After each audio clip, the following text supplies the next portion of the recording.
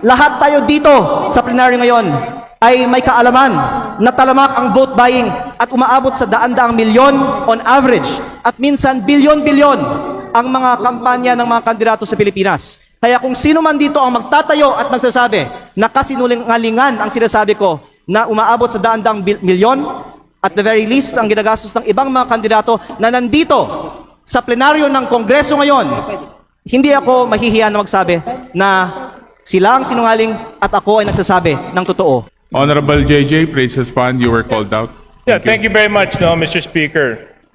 I found it a little bit offensive that all of a sudden a dear colleague of mine would call out my name during his collective and personal privilege. But nevertheless, no, insofar as my name was called and he asked me, let me just respond with a few queries of clarificatory in nature. Am I allowed, Mr. Speaker? Please proceed.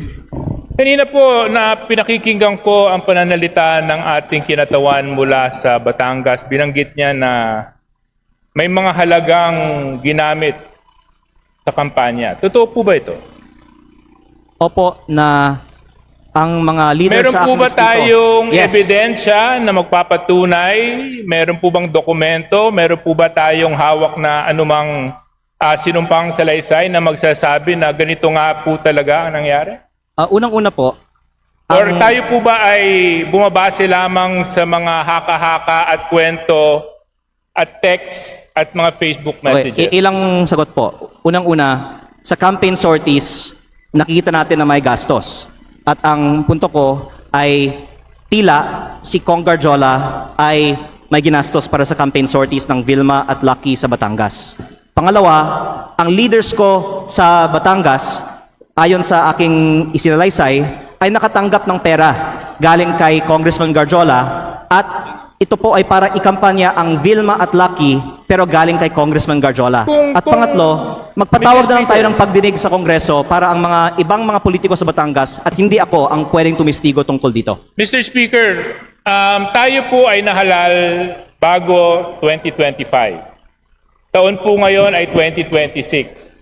Kung talaga pong may mga ganong nangyari na maanomalya o questions of irregularities during the campaign, were the proper cases filed in COMELEC? Were ethics complaint filed in Congress? Why are we now standing here insinuating all sorts of illegal acts that happened in 2025 when so much time has passed? Unang-una Now po, I question, Mr. Speaker, the timing of all of this. Now I even find it a little bit offensive na pati ako babanggitin. But I'll tell you one thing, Congressman Leviste, maayos kami sa Quezon, wala kaming problema doon. ang sinasabi In fact, ko mas kami nagkakasundo mababa ang at gastusin sa nagkakaisa. Quezon. Walang kalaban ka naman sa nakaraang eleksyon di ba? Congressman Leviste, Mr. Speaker, I'm sorry. I'm supposed to be respecting Please our rules. address the Mr. Speaker, unfortunately, I do not abide by comments of the good congressman from Batangas. I think it's totally uncalled for and baseless. And in fact, it's downright hearsay for him to make such allegations. And if indeed he has factual basis in anything and everything that he is saying, there were proper forums to do the same, to act on those allegations, to make the necessary complaints. Why now? Why here? Mr. Speaker. First of all, I would like to manifest that I appreciate the help that Deputy Speaker Suarez has extended to me in my first term as a advisor and mentor. And I did not mean any disrespect earlier by mentioning that. My point was that mas mababa ang gastusin sa Quezon at Batangas at sa Calabarzon kumpara sa ibang mga rehiyon. Pero ang punto ko ay hindi ang ginagastos sa election kung hindi ang pinanggagalingan ng gastos na ito.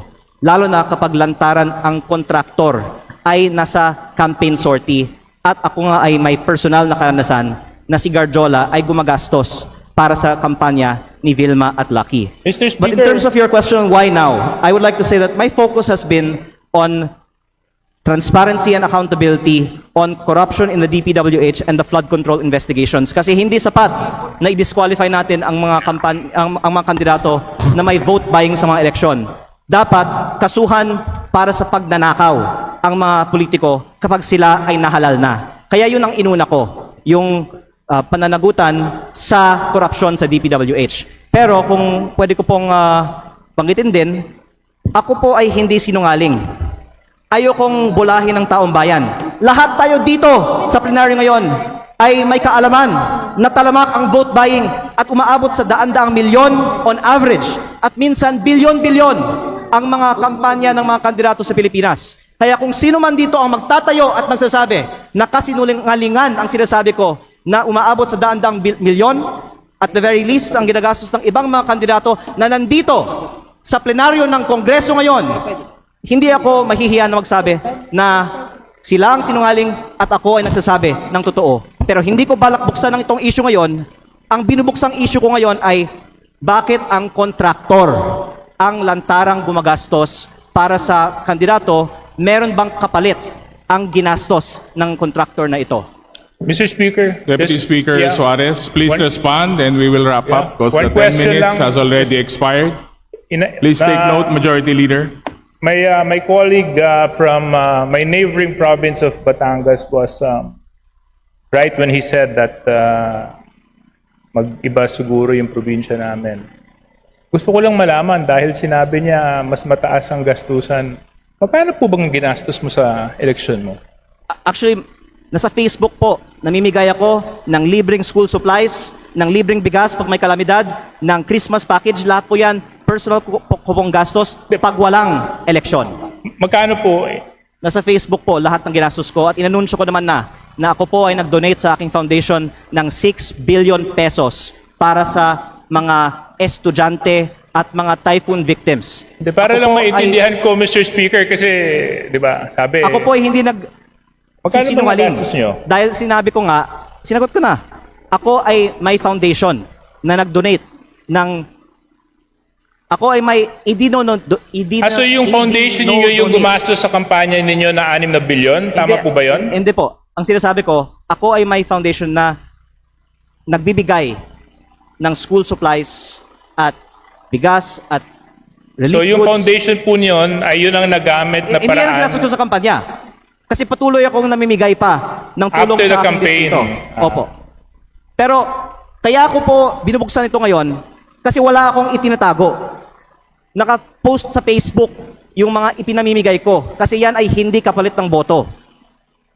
At ayoko na magkukunwari tayo dito bago ko pa papangalanan ng ibang mga nakatayo sa Kongreso ngayon na balita ko ay may mataas na presyo ng bilihan sa kanilang mga eleksyon na itanggi natin dito na talamak ang vote buying at mataas na spending sa mga kampanya sa Pilipinas. Ang pinupunto ko lang po ngayon ay sa mga nakalap kong impormasyon, si Garjola ang gumastos para sa mga rekto sa Batangas. Please wrap up, honorable members. Yeah, I'm Final just... response. Yeah, Mr. Speaker, thank you very much for the time. Medyo nalito lang ako. Parang ang dami na natin pinuntahan na topic, from vote buying to business associates, May to oras also to naman tayo. partnerships, and to... Mr. Speaker, can we have like 2 hours for this interpellation? My point is, Mr. Speaker, is there was a proper venue, there was a proper opportunity to take the legal recourse to address whatever concerns and allegations the good congressman. We had all of this.